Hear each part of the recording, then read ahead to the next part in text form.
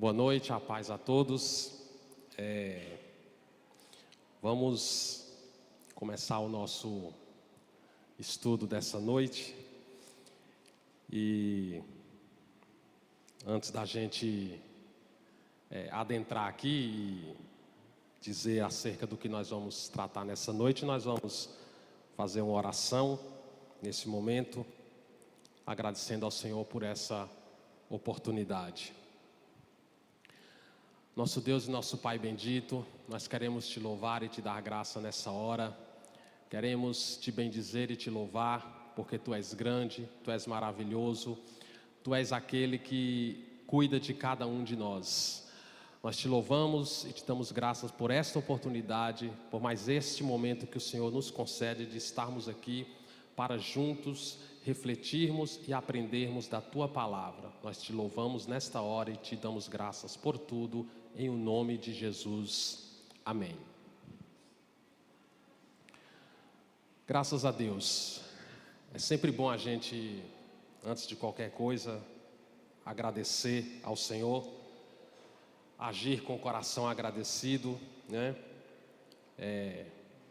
Hoje eu poderia não estar aqui e diante de um final de semana, esses últimos dias um pouco turbulentos, mas graças a Deus, o Senhor por sua misericórdia nos fortaleceu.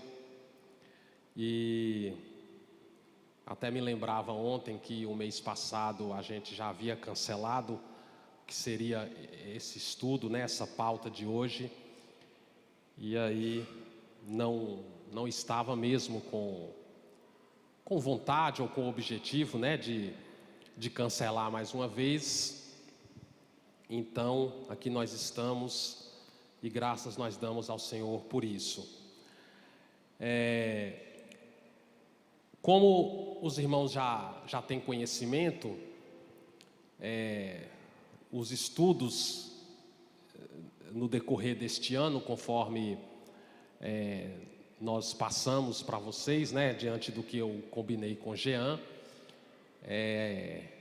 por ocasião da leitura bíblica que nós estamos fazendo, então os temas que nós estaremos tratando estarão focados no Antigo Testamento, né, pegando como gancho aí a leitura, os livros que estamos acompanhando, fazendo a leitura diária, né? E o tema que nós vamos tratar hoje não vai fugir disso. Nossos textos utilizados como base aqui serão passagens desses livros aí que estamos acompanhando na leitura aí do Antigo Testamento. E o nosso tema hoje, como já havia anunciado lá no grupo, vamos falar um pouco sobre música, uma análise bíblica a respeito da música. No estudo anterior, Jean já deixou aí um gancho, né, digamos assim, onde ele, o tema central ali foi a questão da arte, mas algumas questões importantes foram abordadas porque a música é arte, ela está dentro desse contexto.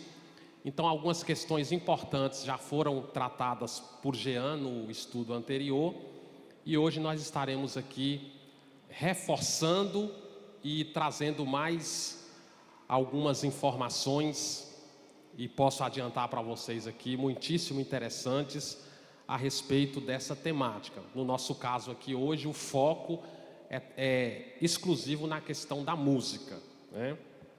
Que é um elemento artístico, como foi colocado no estudo anterior. Quero já pedir perdão para os irmãos, porque eu estou todo foen, né?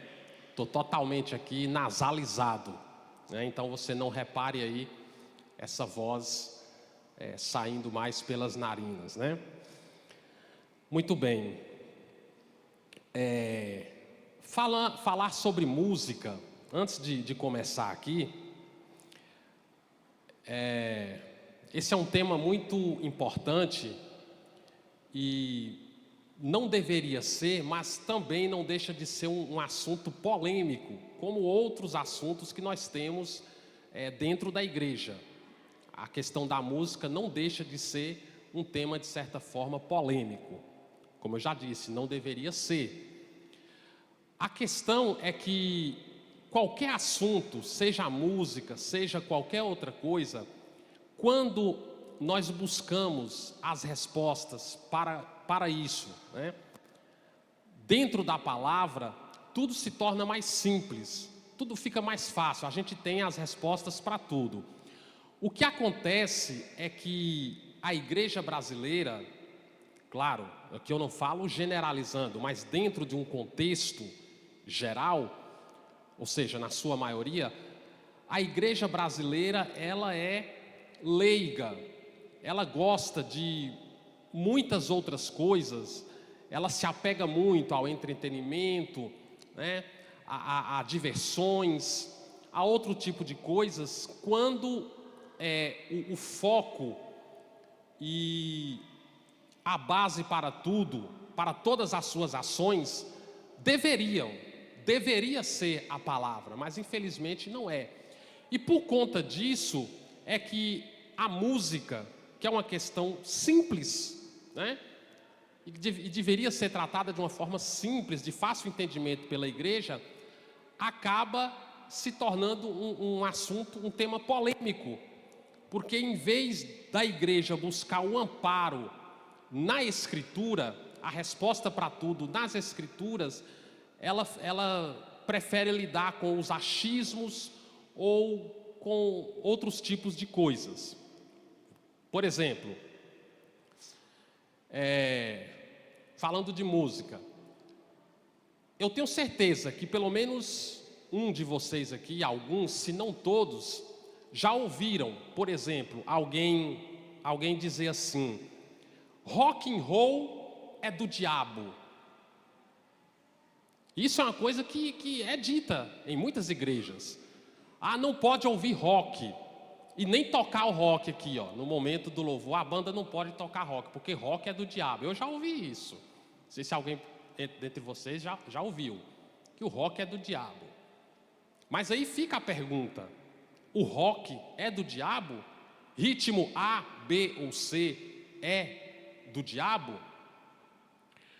E aí, falando em tal coisa ser do diabo, outra pergunta, outra questão que tem nas igrejas, em muitas igrejas, e que muita gente leva a sério, já que eu falei em diabo. Por exemplo, aquela questão que diz assim: Satanás ataca de maneira profunda dentro da área musical e derruba muitas pessoas e traga muita gente ali na questão da música, porque ele é perito em música. No céu ele era regente do coral celestial. Não sei se alguém já ouviu isso também. É outro tipo de conversa que paira dentro das igrejas relacionada à música. Satanás é expert em música, porque no céu ele era regente do coral celestial. Mas aí eu faço a pergunta: Satanás era regente de música no céu? Satanás é uma espécie de maestro? De fato, isso procede? A pergunta fica no ar, mas nós vamos respondê-la.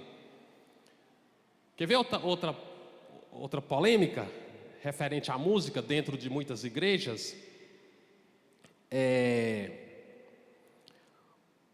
Quando se diz assim, música barra dança, porque dança também envolve música, né? Então tem gente que fala assim, pega aquela passagem, porque Davi dançou, então nós também podemos dançar. E aí tem muita igreja por aí, me desculpe a expressão, que está mais para uma boate, para um cabaré, do que para a igreja, né? O trem desanda, é uma balbúrdia, uma bagunça, mas eles usam como base isso, não é porque Davi dançou. E aí você percebe em muitas igrejas a sensualidade sendo penetrada e as pessoas levando isso a sério e afirmando que não, isso é normal, é só uma forma de celebrar, né? Porque Davi também dançou. E é interessante que no episódio da dança de Davi, quando ele tira a roupa real, né? Aquele manto, aquela parte de cima que cobria, foi motivo de escândalo para Batseba, não foi? Que avistou e ali não gostou daquela situação,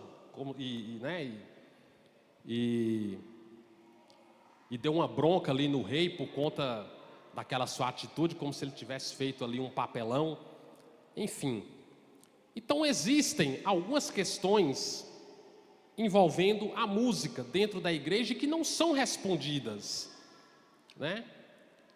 Que não são respondidas, mas que muita gente leva a sério, e tem igreja por aí que faz disso doutrina, né? Coloca ali como uma regra, como eu citei a questão do rock. Não, aqui não, rock não entra, não se toca isso aqui, porque o rock é do diabo. Mas baseado em quê? Para se afirmar tal coisa. E várias outras questões que no momento eu não me lembro, mas existem, né? Questões polêmicas no tocante à música. Mas tudo bem, então nós vamos começar aqui. Temos muita coisa para falar e não sei até onde o tempo vai permitir, né? Até onde a gente vai poder chegar aqui. Vamos tentar ser objetivo também. Nós vamos começar definindo música. Falando de música, a música é uma manifestação artística, como Jean colocou no estudo passado, né? Sendo arte, já que a música é arte, por ser arte, ela evoca emoções, ela provoca expressões, ela transmite uma mensagem, e esse ponto é muito importante, certo? Porque a música cristã, ela tem essa função.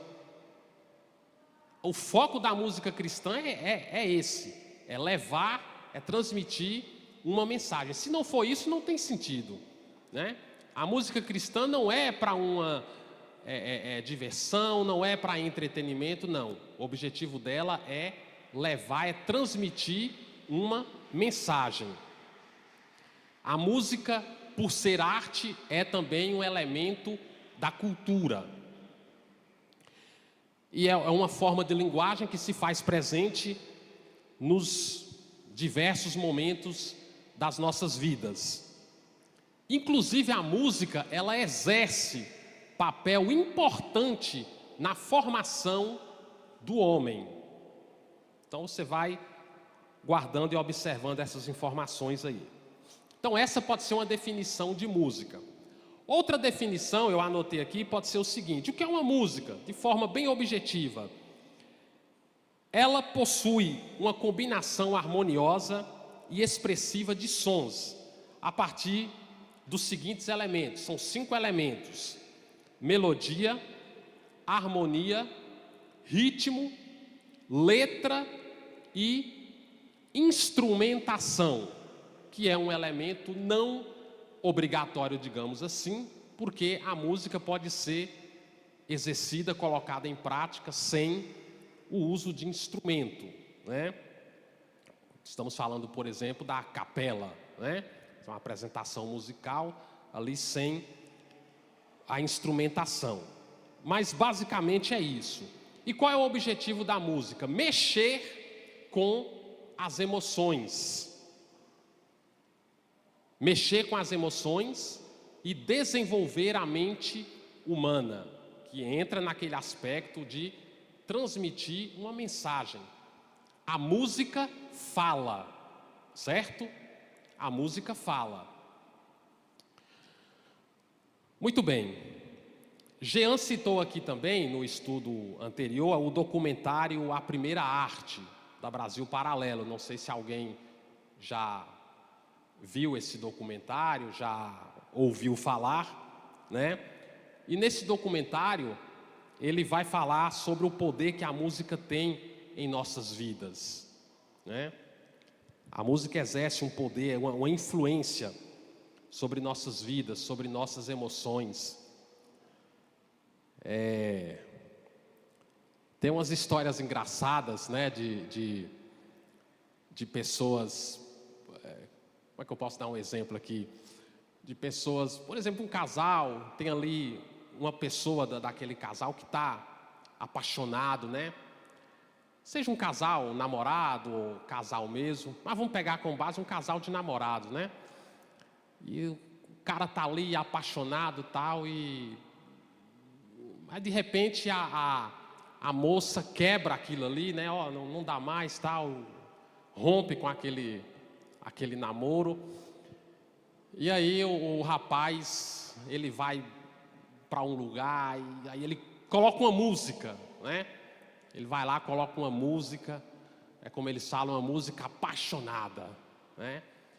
E aí ele está ouvindo aquilo ali, ele talvez nem o que está sendo cantado, a questão da letra, ele não sabe, mas a melodia em si, aquilo que é transmitido, né, mexe com as emoções. E aí o camarada vai chorar e tal, e aquela música vai mexer com ele ali, né, aquele som, aquele toque, né? E quando não é alguém da igreja, aí ele já, através daquilo ali, ele vai buscar outras formas de afogar as suas mágoas, né? Vai tomar umas e por aí vai. Enfim, acontece esse tipo de coisa, né? Eu sei que vocês sabem que existem histórias desse tipo. Porque a música, ela faz isso, ela mexe com as emoções, né? Poderia simplesmente chorar sem ter que ouvir uma música, né? Mas não, o cara vai lá, não, preciso ouvir alguma coisa aqui, eu preciso ouvir Amado Batista para eu me derramar aqui, né? E aí põe Amadão lá e o couro come, né? Muito bem, mas no documentário A Primeira Arte vai trazer essa abordagem aí do poder que ela exerce em nossas vidas, vai falar sobre a história da música ligada também à história do mundo, né? Lembra do que eu disse no início, a música como um elemento cultural. E outra coisa importante vai falar nesse documentário sobre a decadência da música. E eu me lembro aqui de outro comentário que Jean fez, nós falamos aqui sobre questão de ritmo, né, do rock, não sei se você lembra, a respeito do funk, quando Jean disse que o funk não pode nem ser considerado uma música. Por quê? Porque ele não tem letra e não tem melodia. Não sei se alguém lembra desse comentário que foi feito. E o funk é um desastre, né? O funk é uma tragédia. O sangue de Jesus tem poder. Mas se você observar o que anda em alta, né? Não por parte de vocês que são jovens e adolescentes de Cristo, mas você pega a moçada aí fora, é funk. O que os caras curtem é funk. É o tipo de música predileta, é funk. É o que está nas paradas, é o funk. Mas é um desastre. Mas nessa questão da decadência, é válido dizer que, infelizmente, temos também uma decadência no que diz respeito à música cristã, também ao longo dos anos, né? Temos essa decadência no tocante à música cristã ou evangélica, como você preferir falar. E aqui nós vamos entrar agora, né, na questão do Antigo Testamento. A palavra de Deus vai trazer as primeiras abordagens sobre música justamente no Antigo Testamento. E se você observou com atenção a leitura, né, os livros que você já leu até aqui, você encontrou muita passagem lá sobre música, e você vai ver que no Antigo Testamento a música era muito usada, por exemplo, nos festivais que ocorriam ali nas cortes, né, ali na realeza, naqueles eventos da corte, né? a música era uma forma ali também de expressão por parte de muitos homens, expressão de gratidão a Deus. Nós vamos encontrar isso ali por parte de Moisés, por parte de Salomão e de outros homens, que quando iam agradecer a Deus, expressavam essa gratidão por meio de cânticos, né? Por meio de cânticos. E quando a gente observa a leitura bíblica, parece que o negócio era automático, né? Porque diz assim: então, em forma de gratidão, Moisés disse ao Senhor, e ali já vem a descrição daquela canção, né? Aquela composição ali. Então era muito utilizado dessa forma também. Mas vamos ler algumas passagens. Eu quero começar com você por Gênesis 4, 21. Espero que você tenha trazido a sua Bíblia. Gênesis 4, 21. Quem não trouxe, vai aí para o Google.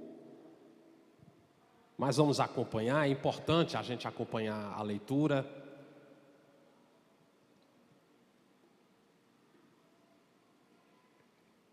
Gênesis 4, 21 diz assim. Eu vou ler a partir do 20. Ada deu à luz a Jabal. Este foi o pai dos que habitam em tendas e possuem gado. Aí vem o 5. O nome de seu irmão, ou seja, de Jabal, era Jubal. Este foi o pai de todos os que tocam harpa e flauta. Quando a Bíblia usa essa expressão, foi o pai, né? Não é necessariamente pai no sentido de ter sido pai, né?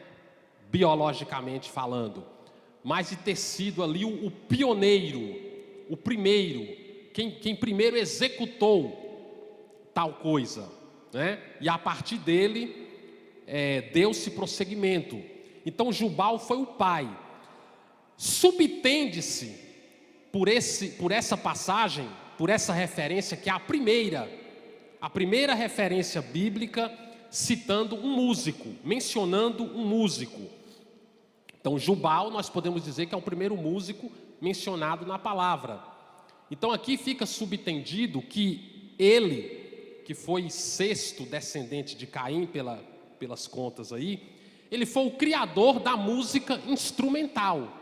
Fica subtendido isso, né? Jubal, que ele está dizendo, foi o pai de todos os que tocam harpa e flauta, instrumentos da época, ou os primeiros instrumentos, podemos dizer assim. Vamos dar um salto aí, Êxodo 15. Êxodo, capítulo 15. Eu vou ler só o início, o texto é um pouco extenso. É o cântico de Moisés. Cântico é música, né? Então diz assim, Êxodo 15. Então entoou Moisés e os filhos de Israel este cântico ao Senhor, e disseram: cantarei ao Senhor, porque triunfou gloriosamente. Lançou no mar o cavalo e o seu cavaleiro. O Senhor é a minha força e o meu cântico. Ele me foi por salvação. Este é o meu Deus, portanto eu o louvarei. No 4 diz: lançou no mar os carros de Faraó e o seu exército. E por aí vai, continua a música. Então esse aqui foi o cântico de Moisés em forma de celebração a Deus pelo quê? Pelo livramento obtido, né? Quando Deus guardou o seu povo e livrou das mãos do Faraó. Nós vamos aí para Josué.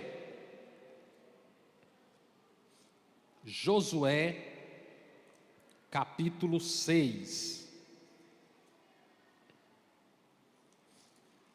Josué, capítulo 6, a partir do 6. Vou ler alguns textos-chave.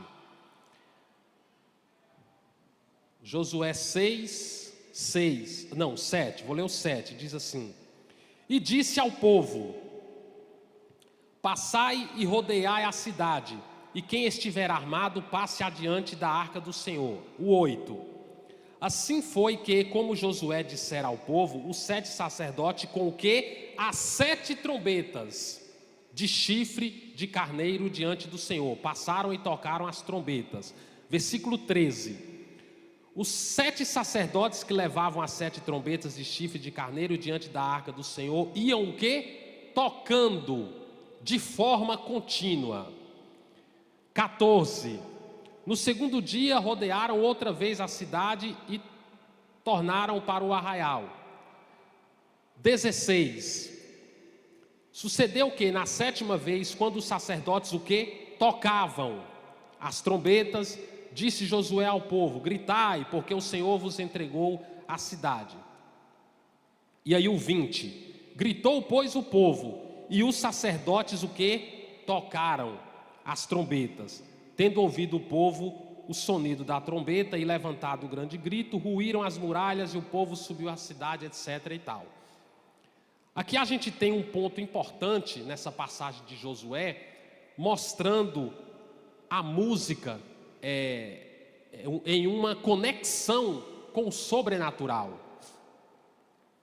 Então a música é de Deus, a música não é do diabo, né? Ah, mas Satanás foi o regente. Satanás não rege nada, não tem poder para nada. O que ele faz, o que ele pode fazer é por permissão de Deus. Então a música tem essa conexão com o sobrenatural. A música, quando muito bem elaborada, inspirada, né? Deus, ele atua, ele trabalha de maneira multiforme, como diz a palavra. E uma dessas formas é por meio da música, né? Ah, Alex, mas eu já sabia disso, tranquilo, mas é bom reforçar, né? Vamos aí para 1 Samuel. 1 Samuel 16. Você observa que eu estou trazendo aqui algumas passagens, né, pelas quais nós passamos dentro dessa nossa leitura. 1 Samuel 16, eu vou ler aqui o 14.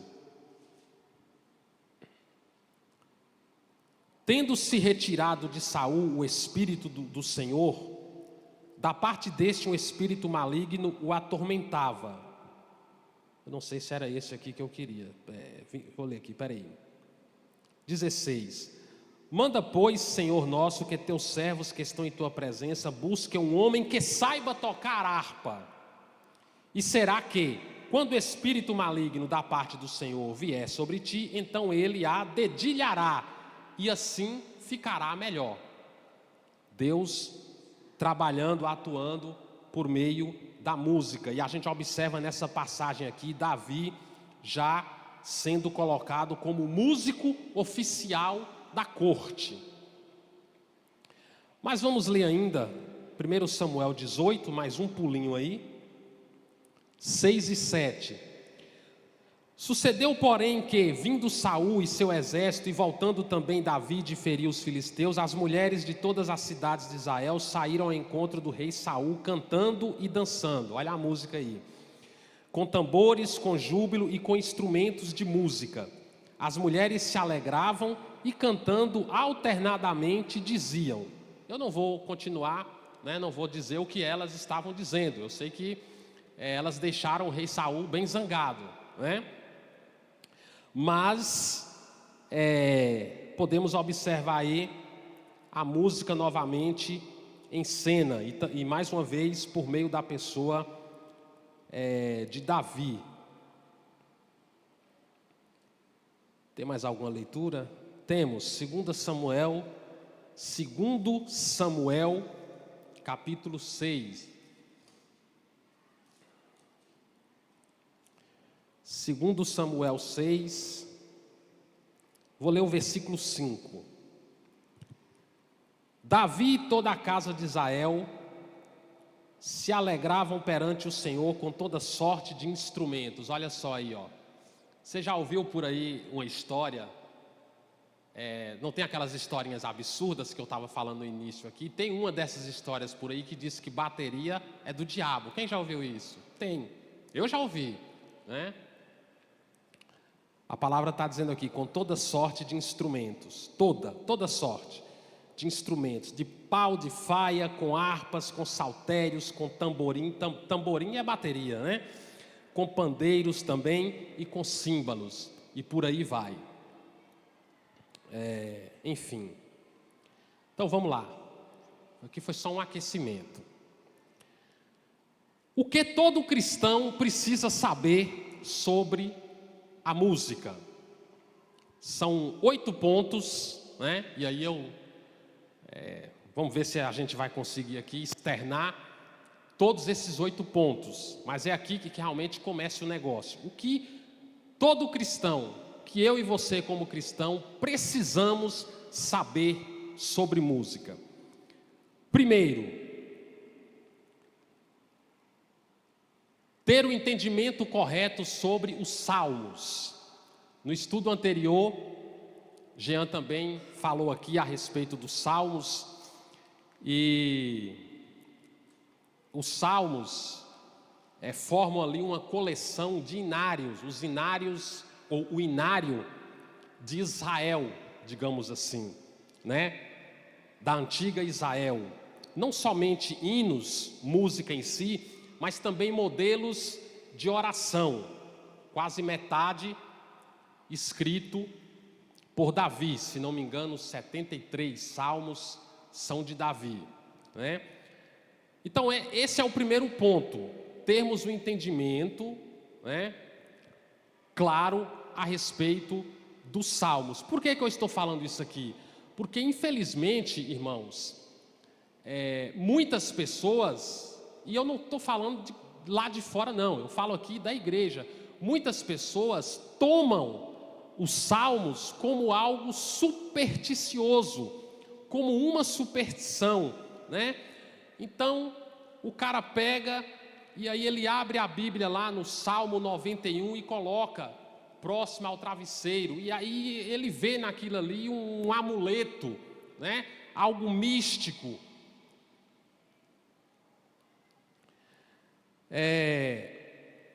Por que eu estou falando aqui sobre os salmos? Porque os salmos são cânticos, né? Nós estamos falando de música, então é importante termos essa compreensão a respeito dos salmos. Então os salmos não são, ou um salmo não é para ser usado como elemento de superstição, como um amuleto, né? Não.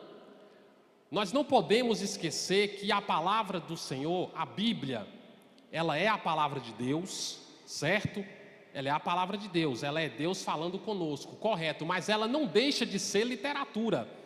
Então, os salmos são textos que entram numa classificação como textos poéticos, né? São cânticos, são poesias, são músicas. Esse é um entendimento básico, primeiro, que nós devemos ter. E depois conhecer todo o contexto histórico e significativo desses textos, dessas passagens que estão na Escritura, desses 150 capítulos, que têm a sua importância para todos nós. Os salmos são louvores, certo? São músicas, são cânticos, mas uma coisa que precisa ser esclarecida: por ser o salmo é um louvor, os salmos são louvores, mas louvor não significa necessariamente música, certo? O que é um louvor? O que é um louvor? Louvor, podemos dizer de uma forma bem objetiva, é uma manifestação honrosa, é uma forma de reconhecimento, é uma forma de gratidão que nós temos para com alguém, no caso da igreja, para com Deus, né? Então nós não louvamos a Deus somente por meio da música, né? Nós louvamos a Deus de diversas formas.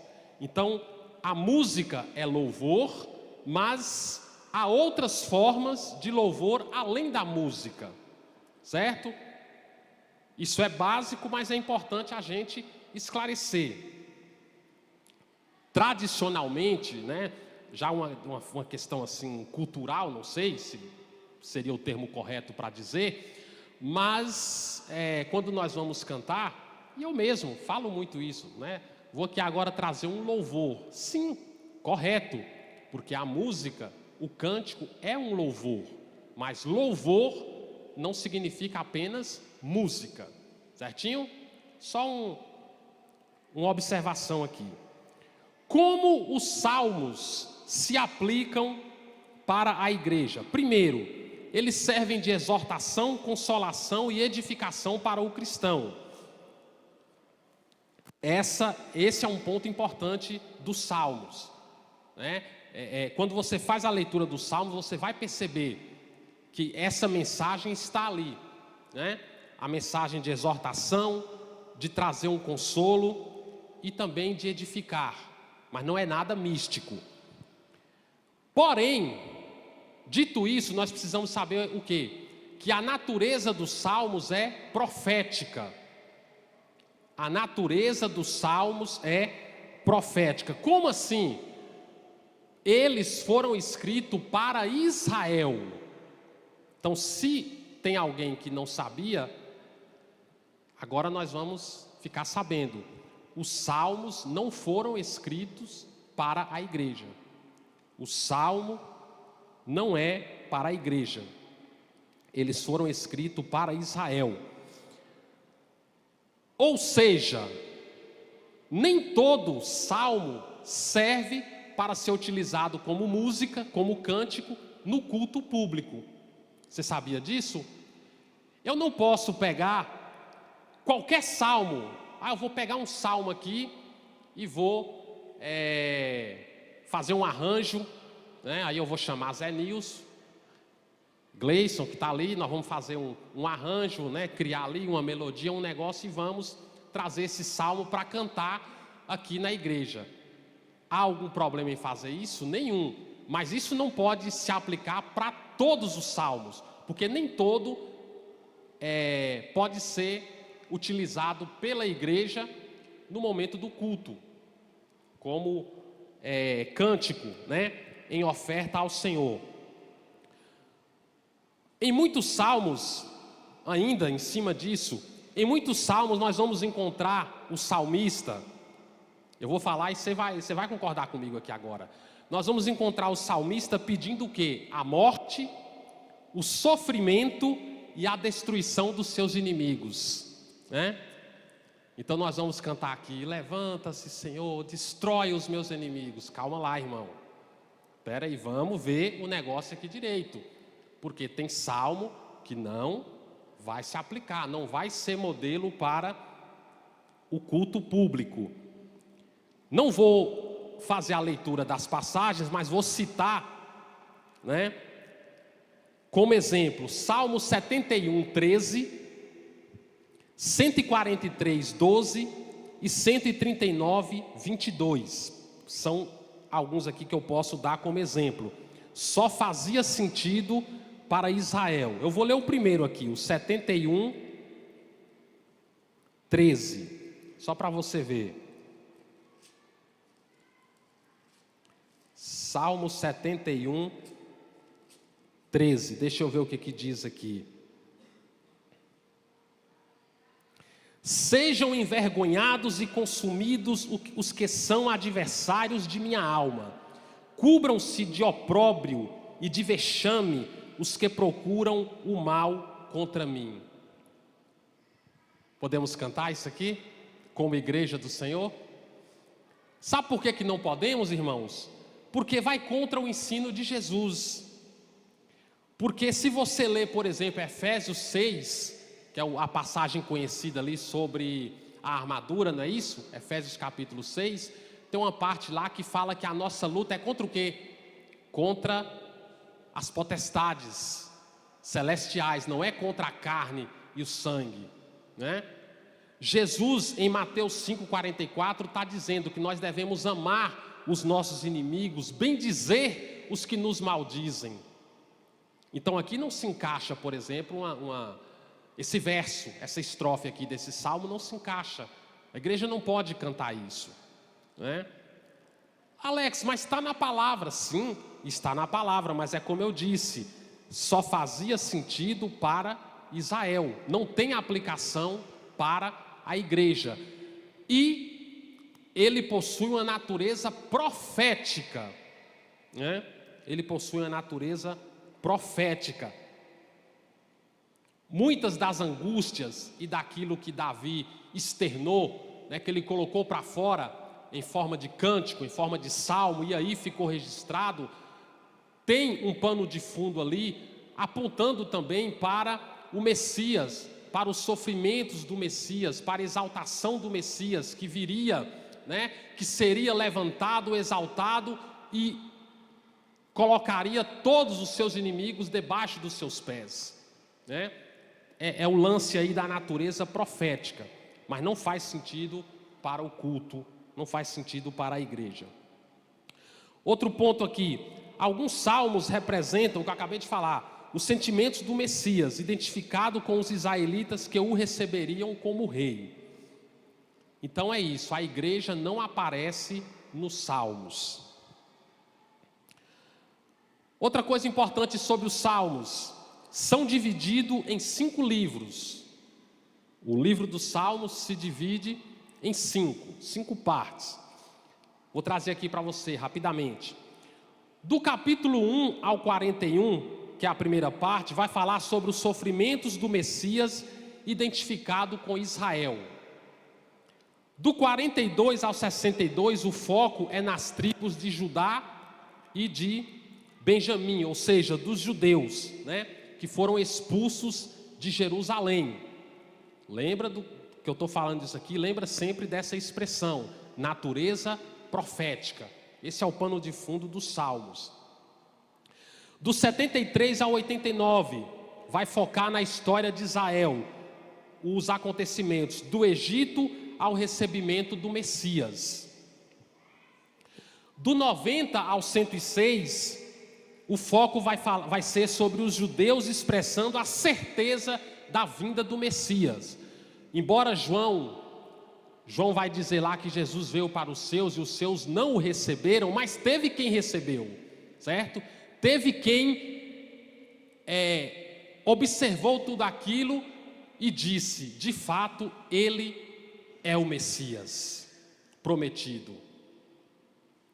E do 107 ao 150, a temática vai ser o Messias exaltado, que um dia destruirá os seus inimigos.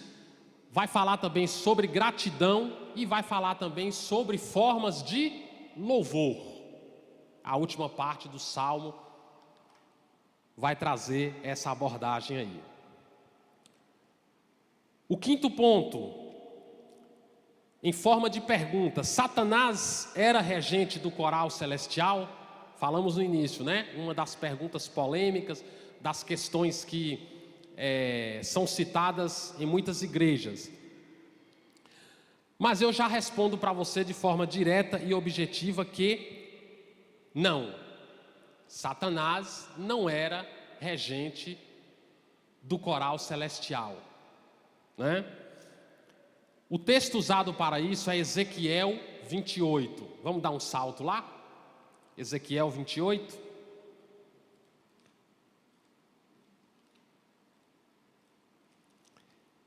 Eu já quero deixar claro aqui para os irmãos que essa passagem de Ezequiel 28, aqui pode estar acontecendo uma comparação por conta da soberba e arrogância do rei de Tiro.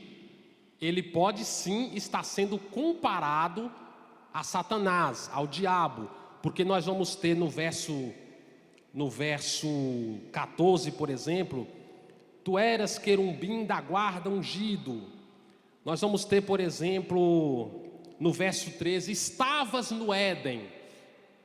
Então aqui tem duas situações, ou uma comparação, pode não deixar de ser uma comparação do príncipe, né, de Tiro com o diabo, ou pode ser um foco em uma figura de linguagem chamada ironia, que está sendo utilizada aqui pelo escritor. Mas o que eu quero já deixar claro aqui, que a profecia relatada aqui, ela é dirigida ao príncipe de Tiro, não é ao diabo. Aqui está falando do príncipe de Tiro, atual Líbano, né? O que tinha esse príncipe de Tiro? Era um camarada soberbo, arrogante, presunçoso, prepotente. Então, essa profecia é lançada, né, contra esse camarada aqui, expondo toda a sua arrogância e prepotência. Do verso 12 ao 14 aí de Ezequiel 28, são os versículos, os textos usados para tentar dar base que Satanás era regente do coro celestial. Parece estar falando do diabo, mas nós precisamos analisar todo o contexto. Aqui é que está a chave do negócio, irmãos. Quando a gente for ler a palavra, não só a palavra, mas qualquer literatura, o que precisa ficar claro é o que vai ser dito pelo contexto. A gente não pode se apegar a palavras, a frases isoladas, né? É o contexto que vai moldar, que vai dar base para o que está sendo abordado, o que está sendo transmitido, né? É igual aquela passagem de Mateus 7, que muita gente, às vezes até com boa intenção, mas vem à frente e diz assim, a palavra de Deus diz que nós não devemos julgar. Mas a gente não pode pegar Mateus 7, ler o versículo 1, não julgueis, para que não sejais julgados, e riscar tudo que vem falando depois, né? O julgamento deve ser feito com base na reta justiça. A gente não pode julgar no sentido de levantar um falso testemunho, né? Eu não posso dizer, por exemplo, Natan é um camarada assim, assim, assim, sem ter certeza se ele de fato é isso. Eu estou levantando um falso testemunho, uma acusação. Agora, um julgamento com base, né, naquilo que a palavra chama de reta justiça, com o objetivo de moldar o irmão, né, de trazer a correção, isso é bíblico, porque quem mais julgou foi o próprio Jesus, quem mais julgou foi Paulo, né? E se você já parou para pensar que quando você levanta e diz assim para alguém, você não pode julgar, você também já está julgando? Porque você já está impondo algo para cima do irmão, não deixa de ser um julgamento, né? Mas tudo bem, o assunto não é questão de julgar, eu estou falando aqui sobre contexto. Nós precisamos ler toda a passagem para entender o que está sendo dito. É o mesmo caso aqui. Se a gente observar o contexto, nós vamos observar que, nós vamos perceber, melhor dizendo, que a mensagem aqui tem por objetivo chamar a atenção do príncipe de Tiro. No verso 3, o autor utiliza uma figura de linguagem, a ironia. O verso 3 diz assim, ó, se você tiver com Ezequiel 28 aí,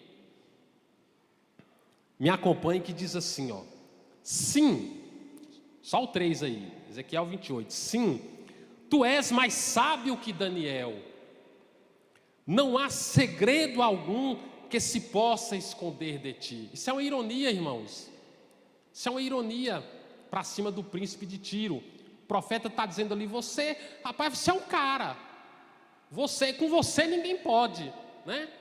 Nem Deus pode com você. Não há nada que se esconda, que possa se esconder de ti. E aí, eu quero abrir um parêntese aqui, para dizer para vocês o seguinte, a figura de linguagem, ela está muito presente nas Escrituras, né? Está muito presente nas Escrituras. As figuras de linguagem, elas correspondem àquilo que na língua portuguesa é chamado de estilística. Vou falar um pouquinho sobre isso aqui, rapidinho, só vou abrir um parêntese. Eu estou vendo aqui, né, os jovens estudantes aí, pessoal lá do Colégio do Estado e do Castro Alves também. Eu vou falar aqui algo, e não sei se você já ouviu isso aí do seu professor de português, porque o ensino tem mudado tanto para pior, que aquilo que precisa ser dito e falado não é mais falado hoje nas escolas, né? Então, assim, figura de linguagem. Por que eu vou me deter um pouco nisso aqui? Porque figura de linguagem está assim, ó, ela passeia nas Escrituras, passeia pelas Escrituras. As figuras de linguagem correspondem àquilo que dentro da língua portuguesa nós chamamos de estilística. Estilística, essa palavra, você já pega, a palavra derivada, estilística vem de estilo, né? É uma das partes que compõem a língua portuguesa. Por exemplo, o pastor Daniel está aqui, né? Professoraço de matemática. Para você ter uma boa compreensão da matemática, e eu sou péssimo, mas você precisa dominar, ainda que basicamente, as 4 operações, não é isso? Adição, subtração, multiplicação e divisão. Tem gente que inclui mais 2, é potenciação e radiciação. E dizem que são 6 operações básicas. Você dominando isso, você domina toda a matemática. Na língua portuguesa, não foge muito, né? A língua portuguesa, ela não deixa de ser realmente complicada. Eu trabalho com língua portuguesa, mas eu confesso para vocês, essas mudanças, né, do acordo ortográfico me irritam, porque depois que você pegou um negócio de um jeito, aí mudou. Aí você tem que voltar, muda toda aquela regra. Então isso é algo chato. E outra coisa também que irrita um pouco na língua portuguesa, que já vai um pouco diferente da matemática, é que você trabalha toda uma questão de regras, né? Você trabalha ali, por exemplo, a acentuação gráfica, distribui-se todas aquelas regras, mas lá no final tem as exceções. Moço, não tem a regra? Fica com a regra, pronto, mas tem uma exceção. Aquilo ali quebra um pouco, né? Enfim. Mas, dito isso, a língua portuguesa também tem a sua divisão. São 5 partes. A fonologia, né, que vai tratar ali da questão dos fonemas, né? O método fônico-silábico, que é o melhor método para trabalhar, né, a alfabetização. Esse método Paulo Freire também tem como proposta destruir isso, né? Mas tem o método fônico-silábico, que está dentro da fonologia. Temos a morfologia, que vai tratar da classe das palavras. Temos a sintaxe, que vai tratar da função das palavras. Temos a semântica, que vai tratar do significado, a significação das palavras. E aí temos a estilística, que vai abordar as figuras de linguagem. Então o estudo das figuras de linguagem é muito importante, né? Não sei se você tem estudado lá, mas precisa. As figuras de linguagem é a parte, né, que nós chamamos de estilística. E aí o que acontece? Eu vou provar aqui para você que as figuras de linguagem passeiam pelas Escrituras. A Bíblia vai dizer que Jesus é o pão. A Bíblia não diz? Jesus é o pão. Jesus é mais o quê? É a porta. Jesus é o quê? É o leão. Jesus é a pedra. Jesus é o fundamento. Nós estamos falando de quê aqui? Metáforas, né? A comparação direta. Quer dizer que Jesus ele se transforma num leão e sai rugindo? Não, né? Fala da força, do poder e da autoridade. Isso é uma metáfora. A Bíblia tem algumas expressões, eu vou citar uma aqui que diz assim: beber o cálice. E é muito utilizado aqui quando nós estamos, né, no culto de ceia. Beber este cálice. O cálice é o conteúdo, é o copo. Mas aqui está acontecendo o quê? Uma metonímia, quando você troca o conteúdo pela forma, digamos assim, né? Por exemplo, você fala bombril, você não fala esponja de aço, então você usa a metonímia. Agora eu vou usar aqui a que boa, você não fala água sanitária, né? Você fala que boa, que é a marca, você está usando aí uma metonímia. O que mais que tem? Outras passagens que tem na Bíblia, eu anotei aqui, não coloquei referência, mas você vai lembrar que tem de fato. Os montes e outeiros irromperão. Tem aquela passagem de Jesus falando, dizei a este monte, as árvores, aqui nos Salmos, ó, as árvores baterão palmas. Isso aqui é o quê? Personificação. Coisas, né, adquirindo comportamento humano. Personificação. Se o teu olho te fizer pecar, arranca e jogue fora. Então você está lá, eu estou num estado de pecado aqui muito grande, eu vou ali arrancar meu olho agora, né? Meu olho está me fazendo pecar. É isso que a palavra está dizendo? Não, aqui está usando uma hipérbole, é o exagero na afirmação. Quando a sua mãe raia lá com você, eu já te falei 1 milhão de vezes. Não é que ela falou 1 milhão de vezes, ela usou uma hipérbole, né? É o exagero na afirmação. Está cheio de hipérbole na Bíblia. Olha, lembra daquela passagem? 1000 cairão ao teu lado, 10.000 à tua direita, né? E você não será atingido. Hipérbole. Israel comparado a uma videira, alegoria, né? Que é uma representação de pensamentos e ideias. Os olhos do Senhor estão atentos. Tem aquela outra passagem também, se arrependeu o Senhor. Ele é Deus, irmãos. Ele é Deus, como é que ele se arrepende? Então ali a gente vê um sentimento humano atribuído a Deus. Isso é chamado de antropomorfismo, né? Antropomorfismo. Eu me lembrei aqui de uma historinha dos irmãos contando, né? Que uma vez o nosso irmão Danildo, né, foi pregar. E aí falou, o tema hoje é antropomorfismo. Teve um monte de irmão, meu Deus do céu, o que ele está falando aí? Isso é uma heresia e tal, né? Mas é isso, irmãos, características humanas sendo atribuídas a Deus. Tem algumas passagens que nós vamos ver esse tipo de coisa, é o antropomorfismo. Então, dito isso, o assunto não é figura de linguagem, é música, mas por que eu estou falando isso? Para mostrar a importância, né, da gente ter esse entendimento sobre figuras de linguagem. Dito isso, é importante afirmar que dizer que Satanás foi regente do coral celestial é um equívoco. Não há nenhuma referência que apoia ou associa Satanás à música, muito menos como regente de alguma coisa. Agora eu volto a dizer, nesse texto aqui, pode sim, além da ironia, o príncipe de Tiro está sendo comparado ao diabo, por conta do seu orgulho. Não deixa de ter aqui também uma comparação, mas não é base para dizer Satanás é expert em música, e é por isso que ele trabalha nessa área e domina e etc e tal. Não encontramos essa base. Próximo ponto. Músico pode ser chamado de levita?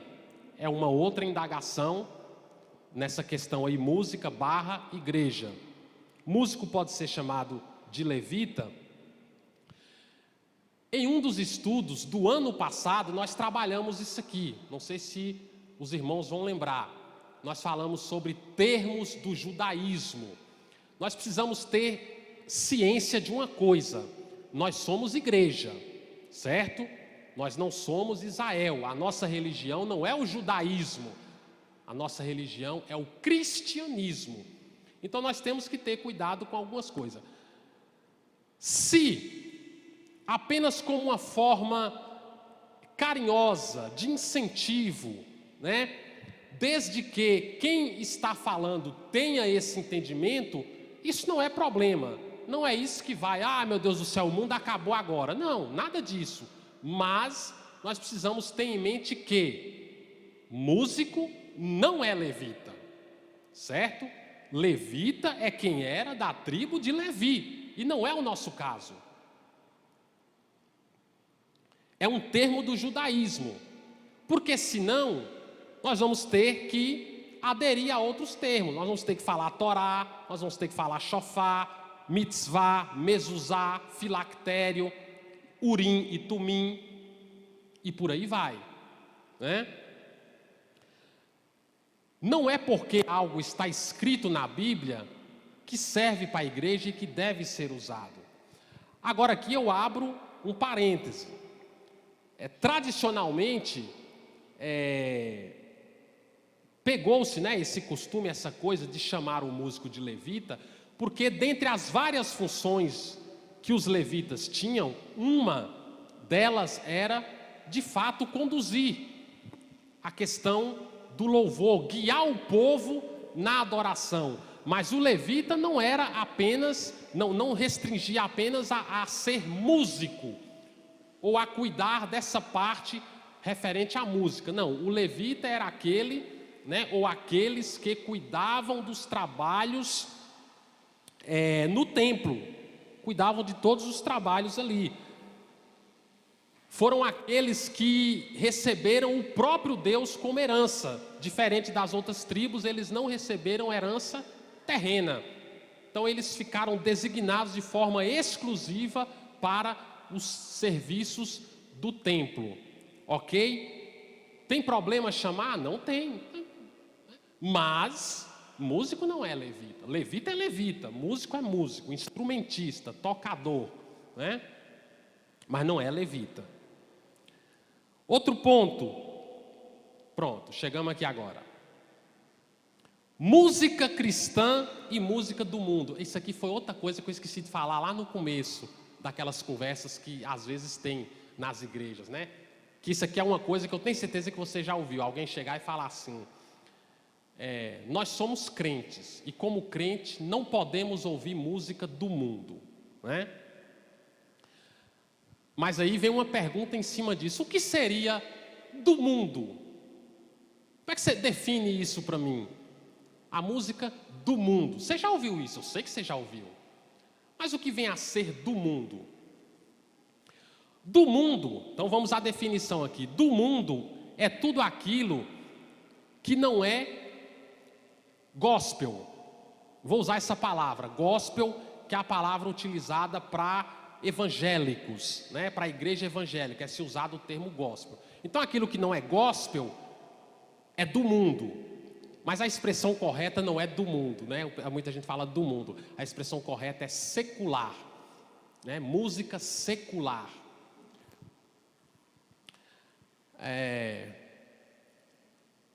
Alguém aqui, não precisa responder, certo? Alguém aqui assiste filme? Assiste. Dependendo do filme, eu gosto, né? Agora mesmo eu estou no aguardo aqui, ansioso para assistir. Saiu, né, por enquanto só nos cinemas, acho que daqui uns 2 meses ainda que sai no streamings, né, que fala, para depois ir para a TV, enfim. Planeta dos Macacos, o Reinado. Estou na captura. Enfim, tem gente que assiste um filme, tem gente que assiste a novela. A novela eu não aconselho, irmãos, misericórdia, mas enfim. Mas o que eu estou querendo dizer com isso? Um filme de Hollywood, ele é secular ou ele é gospel? Embora haja filmes na categoria gospel, mas filme de Hollywood é secular, né? Netflix, né? Eu estou maratonando, né? Tem gente que usa a expressão, estou maratonando na Netflix. Netflix é secular, né? É do mundo. Mas aí quando chega na música, misericórdia, irmão, música do mundo. Então, peraí, tem que ter um critério. Ou é tudo do mundo, que tem que ser rejeitado, secular, e tem que ser tudo gospel, né? Então, qual é o critério aí?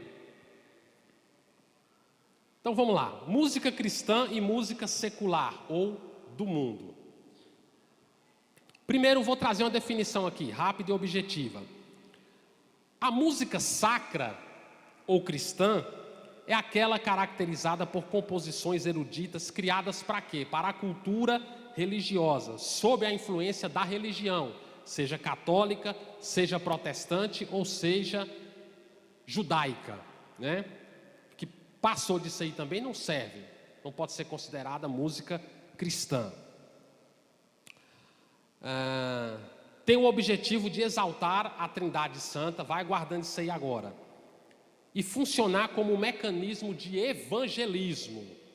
A música deve funcionar, a música cristã deve funcionar como mecanismo de evangelismo, é a palavra sendo ministrada, sendo pregada em forma de cântico.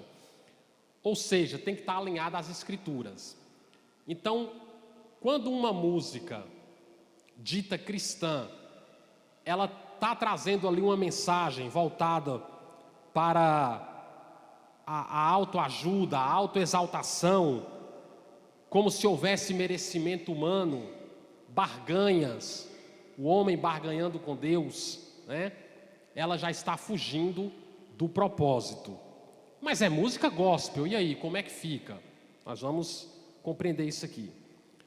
Música secular, que muita gente chama música do mundo, é qualquer tipo de composição que não tenha cunho religioso, certo? Não tem cunho religioso, então nós chamamos de música secular.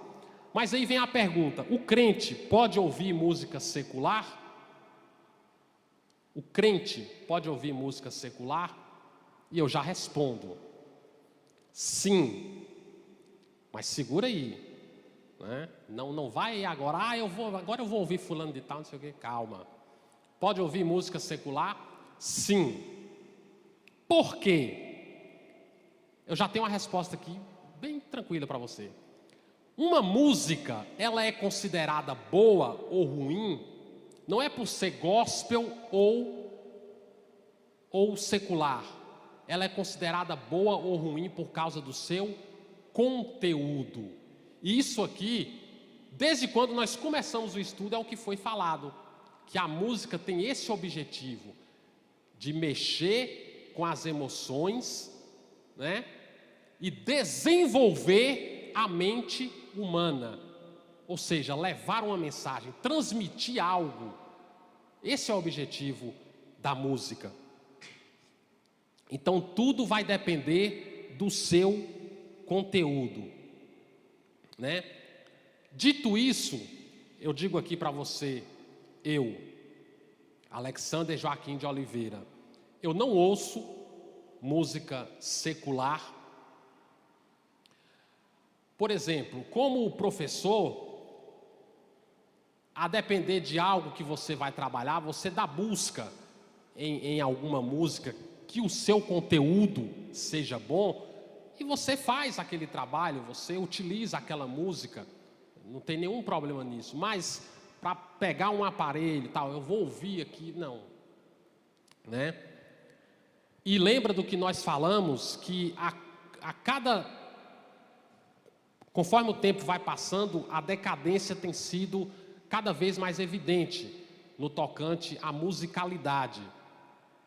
Então, como cristão, eu particularmente, né, prefiro ouvir, e isso fazendo uma peneira, sendo bem criterioso, mas ouvir só música que tem o objetivo de elevar a minha alma com o meu Criador, com o meu Senhor, adorar a Ele, né?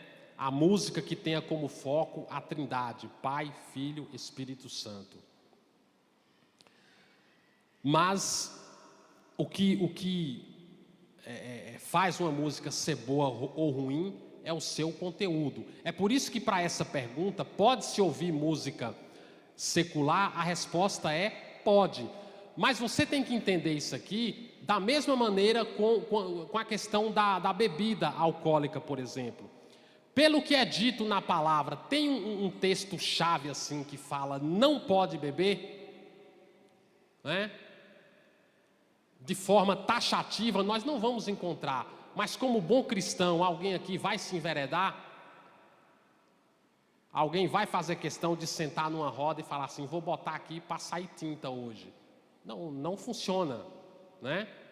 Não funciona, não é postura do cristão, porque ao mesmo tempo a Bíblia vai dizer para fugirmos daquela aparência, daquilo que é mal, né? Então, e aquela outra passagem lá que Paulo diz, eu posso tudo, tudo eu posso, mas nem tudo me convém.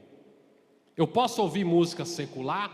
Você até pode, a depender do conteúdo, mas talvez não convenha, né? E aí fica da análise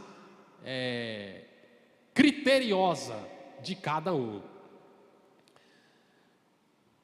Mas aí tem outra pergunta.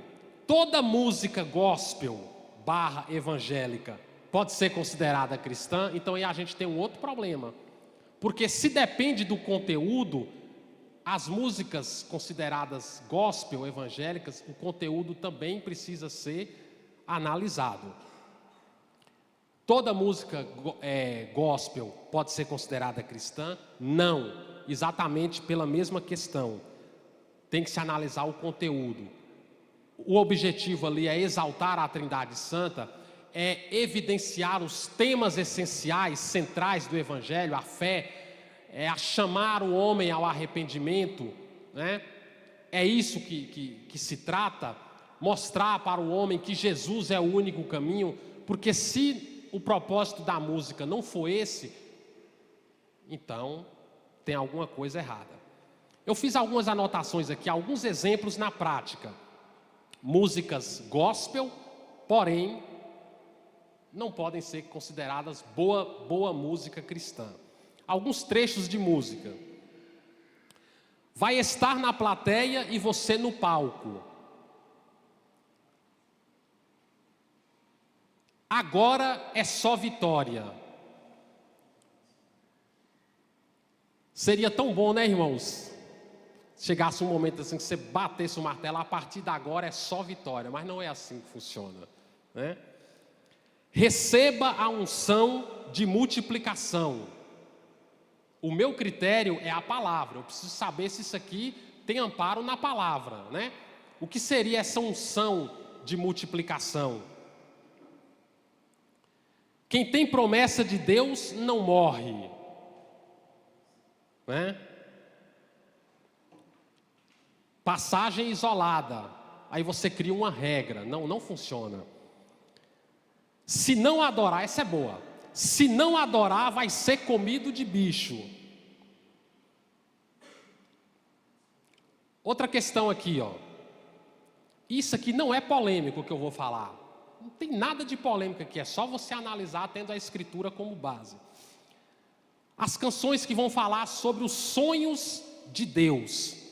Em sentido primário, irmãos, em sentido primário, Deus não sonha. Sabe por que Deus não sonha? Porque Deus nunca dorme. Aí alguém pode dizer assim, mas não pode ser uma aplicação figurativa. Agora há pouco você falou das figuras de linguagem. Mas nem como aplicação figurativa se encaixa. Porque a ideia de sonhar é a ideia de um desejo, é a ideia de uma ansiedade por algo. E isso não funciona. Nós estamos falando do Deus Todo-Poderoso, do Deus Criador, porque não há nada pelo qual Ele possa ansiar, né? Ou não há nada que possa surpreendê-lo. Então não há uma aplicação possível nesse sentido, né? Tem gente que talvez até faz essa colocação no sentido de querer dizer que Deus tem um plano ou tem algo preparado para tal pessoa, né? Então Deus sonhou tal feito, né? Tal projeto. Mas não precisa necessariamente você usar a expressão que Deus sonhou, né? Deus está preparando, porque Ele é Deus. Mas é preciso ser analisado, né? Essa questão de Deus sonhar. Outra expressão. Essa expressão que eu vou citar aqui é uma das, mas tem vários erros nessa música, né? E outra coisa, irmãos, antes de eu continuar aqui, eu canto, eu não me considero um cantor, mas eu canto já na igreja já há 20 e tantos anos. E já cantei muita coisa que lá na frente eu falei, misericórdia, Jesus. Porque a gente vai aprendendo, certo? Então isso aqui não como é que eu posso dizer? Querer entrar com mão de ferro e dizer, quem está chegando aqui cantando isso, está fazendo tudo errado. Não é isso, né? Mas a nossa base para tudo tem que ser a Escritura. E o nosso objetivo aqui é aprendermos das Escrituras. Então, por exemplo, a expressão que diz, não chore se o mundo ainda não notou. Então, se Deus não notar, no caso da canção aqui, fala sobre a imagem de Deus. Então, se o mundo não percebeu a imagem de Deus em você, não chore. Mas só que tem um porém, se Deus não perceber, então tem alguma coisa errada, porque é para ser percebido. Porque eu e você somos a imagem dele. Somos feituras de Deus que estamos aqui como sua igreja para fazer resplandecer a sua luz. Então tem que ser percebido. Porque se a igreja não fizer a diferença no mundo, então não tem sentido. Então o mundo tem que notar sim. Essa é uma das, mas tem outras expressões. Olha essa outra que eu anotei aqui. Essa aqui eu acho engraçada, né? Ela foge tanto e chega a ser engraçada. Filho meu, está fugindo de mim. Já tentei, procurei, você me rejeitou. Porta na cara doeu.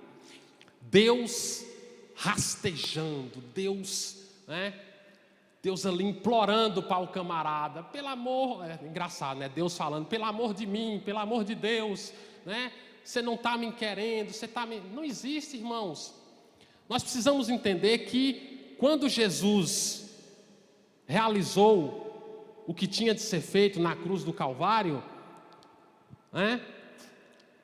Tudo agora depende do seu ato, do seu operar, né? No ato de salvação, partindo dele em resgatar o homem, e esse homem tendo o entendimento e se arrependendo de todo o coração e se entregando a ele. Então não tem esse negócio de Deus ficar se humilhando aqui desse jeito, né? Que Deus abençoe Thales Roberto, mas está por fora, nada a ver. E por aí vai, chame a atenção de Jesus, etc, etc. Por outro lado, mesmo em meio a toda a decadência, nós temos bons cânticos. Vou citar alguns também. Não há Deus maior, o amor é paciente, gentil, me tomaste em teus braços, és fiel em todo o tempo, grande é o nosso Deus, porque Ele vive, ao único que é digno de receber, mais perto quero estar, meu Deus, de ti, ao que está assentado no trono, no altar de adoração seja sempre exaltado, Jesus, Filho de Deus. E por aí vai, tem muita coisa boa também, né? Já estou terminando, parece que vai dar tempo. O louvor, o oitavo e último ponto. O tipo de louvor para o culto público. O tipo de música adequada para o culto público possui 3 características basilares. São elas: ele precisa ser inspirado, elaborado a partir de análise e meditação na palavra. A Bíblia tem que ser a base do louvor, tem que ser a Bíblia, né? Esse louvor tem que ter função didática, tem que possuir proximidade com o texto bíblico, exaltar a Trindade, chamar o homem ao arrependimento. O louvor também ensina, né? O louvor também ensina. E é interessante que entre uma mensagem pregada e um louvor que é entoado aqui, quando termina o culto, é mais fácil, o cara desceu aquelas escadas com o louvor aqui, ó. Então, se esse louvor não for bem, né, não estiver dentro das normas, mas estando, ele vai contribuir e muito para com a mensagem bíblica, porque ele é uma mensagem, o louvor tem que ser uma mensagem. E ele tem que ser também congregacional, ou seja, facilitar a participação dos fiéis no momento da adoração, todos cantarem conjuntamente, né? Não pode ser uma apresentação, apenas uma apresentação, né? Esse é um aspecto muito importante do louvor, ele tem que ser congregacional. Não tem coisa mais linda do que toda a igreja, de forma conjunta, entoar aquele louvor, aquela música, juntamente com o grupo de louvor, com a banda, né?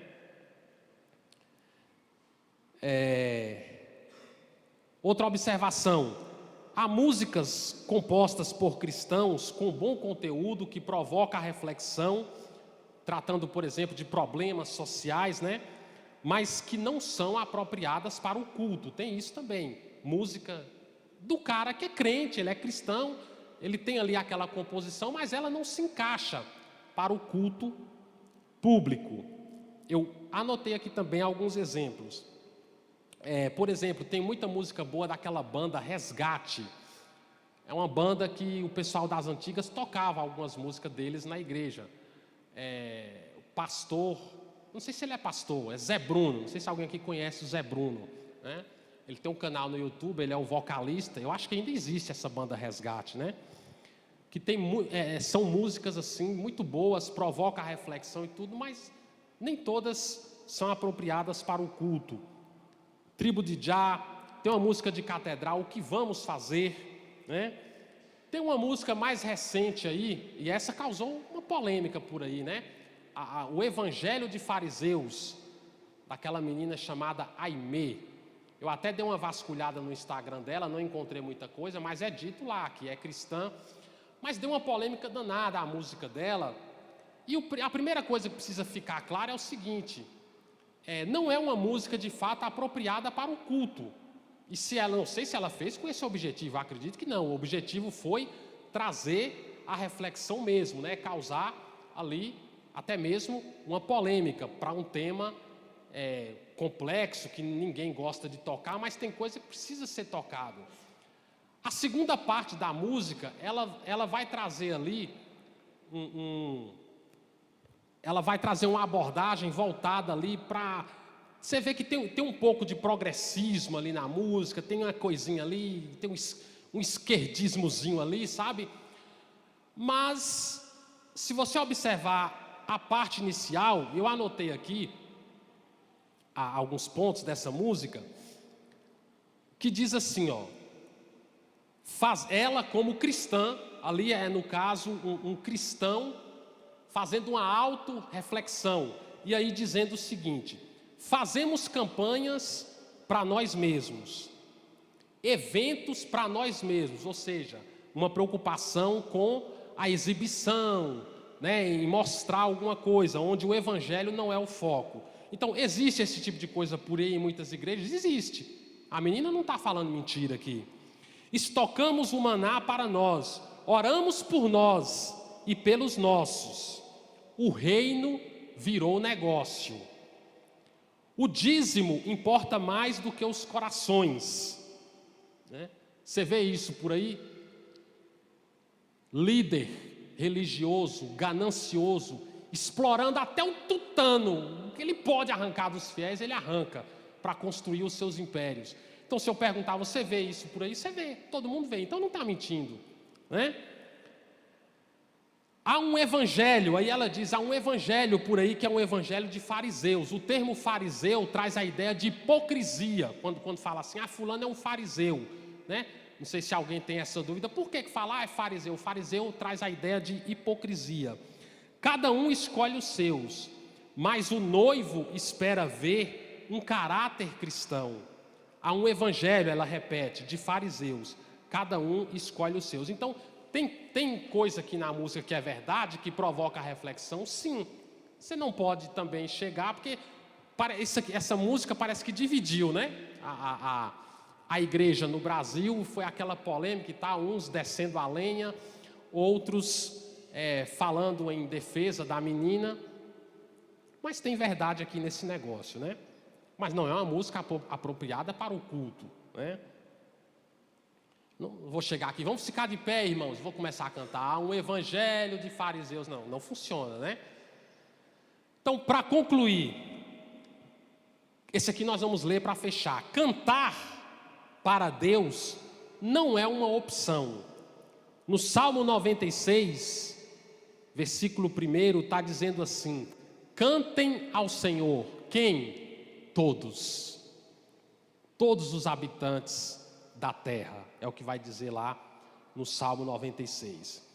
E eu termino aqui com a situação de Peter John Crift, né? Perdoa aí o meu inglês. Professor de filosofia, autor de mais de 100 livros sobre filosofia cristã, teologia e apologética. Ele diz assim: mesmo agora, a boa música parece um eco do Éden, uma lembrança do paraíso, algo não apenas agradável, mas profundamente significativo, de uma maneira inatingível e inultrapassável, um mistério elevado e sagrado. Falando da música. A música, de acordo com a tradição generalizada, foi a primeira língua, a linguagem que Deus falou para criar o universo. E eu suspeito fortemente que há mais nisso do que pensamos. Então a música é algo espetacular, extraordinário. Cantemos, louvemos ao Senhor em todo o tempo. Tudo o que tem fôlego, eu e você, louve ao Senhor. Então é isso, nós encerramos por aqui e até uma próxima oportunidade, permitindo o nosso Deus.